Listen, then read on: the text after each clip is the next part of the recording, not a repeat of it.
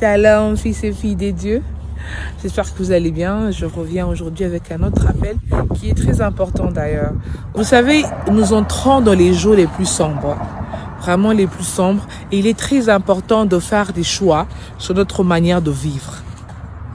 Certains se cachent sous la peur, refusent d'en parler, refusent d'entendre parler, restent dans leur zone de confort habituelle en refusant d'accepter les signes de la fin autour de nous. Mais nous, chrétiens, nous devons nous rappeler que nous sommes engagés dans une bataille. Excusez-moi, je suis en train de traverser. Je disais donc, pour nous les chrétiens, nous devons nous rappeler que nous sommes dans une bataille spirituelle et qu'il est très crucial, il est crucial que nous revêtions toute armure de Dieu. Parce que l'ennemi, en fait, essaye d'empêcher l'accomplissement de promesses de Dieu dans la vie des chrétiens. Vous voyez?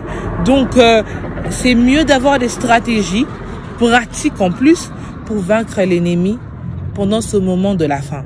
Et que nous restions en communion avec le Seigneur, avec Jésus-Christ, jusqu'à ce qu'il revienne. Voici donc quelques stratégies.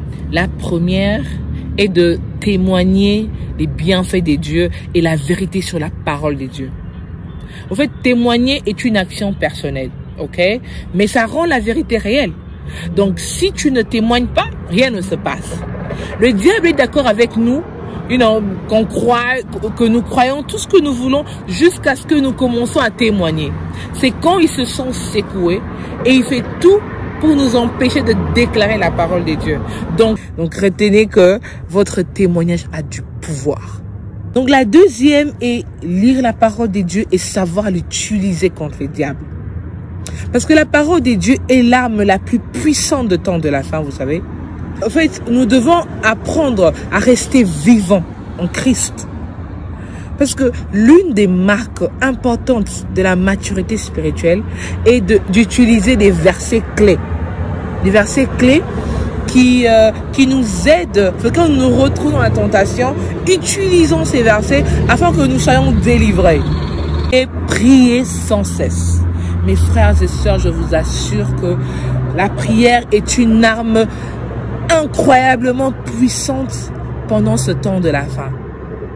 Bon, il ne s'agit pas de prier des heures et des heures chaque jour, mais au fait, c'est un moyen de se rappeler de qui nous sommes en Christ, de ce que le Christ a fait au diable, et aussi que le diable n'a pas d'accès à nous.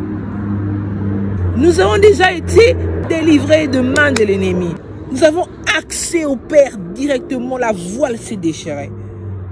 Voilà pourquoi je me dis souvent que nous faisons des prières inefficaces.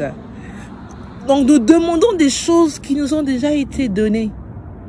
En ce moment aussi de temps de la fin, nous devons demander au Seigneur de nous revêtir de l'armure, de ces armures, afin que nous puissions prier avec. Donc la troisième, qui est d'utiliser le Saint-Esprit en nous. Le Seigneur nous a équipés du Saint-Esprit afin de vaincre le monde de ténèbres. L'intention de Dieu était de nous remplir du pouvoir, de la puissance du Saint-Esprit pour avoir de l'autorité sur le pouvoir de ténèbres. Donc nous avons reçu une âme divinement puissante.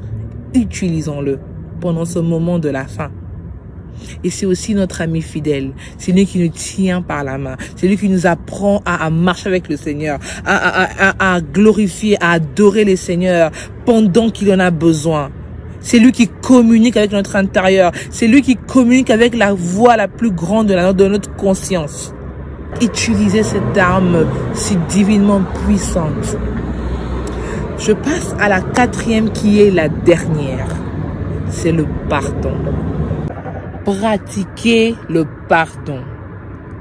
Dans Matthieu 12, 6, Jésus nous enseigne que Dieu nous pardonne au même degré que nous pardonnons aux autres. La vérité est que nous ne pouvons pas réclamer le pardon au-delà de la mesure dans laquelle nous pardonnons aux autres. Essentiellement, quand nous refusons de pardonner à quelqu'un, nous donnons au diable une certaine réclamation légale. Laisse-moi te dire que le diable est un expert juridique. Il sait tout ça. La bonne nouvelle est que la parole de Dieu nous donne le pardon total du péché. Il est impératif que nous nous accrochons au pardon par la foi. En conclusion, je dirais ceci. Nous ne connaissons ni l'heure du retour du Christ, ni l'heure de temps de la fin, mais il est bon et important de garder, de pratiquer ces stratégies afin de rester attentif, de rester connecté à Christ jusqu'à ce qu'il revienne. Que mon Dieu vous bénisse. Et à très bientôt.